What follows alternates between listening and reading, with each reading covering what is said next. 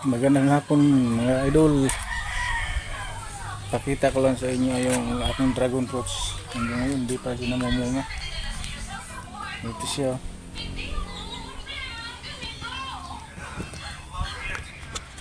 Ano kasi ito? 6 month.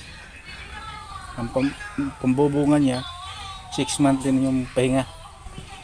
Sa loob ng 6 month makakakain ka ng bunga. Pero pagdating naman ng 6 months, wawala naman yung bunga niya. So ito, sarap pa naman ito kainin.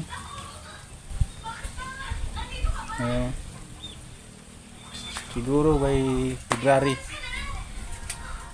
pa ito umunga.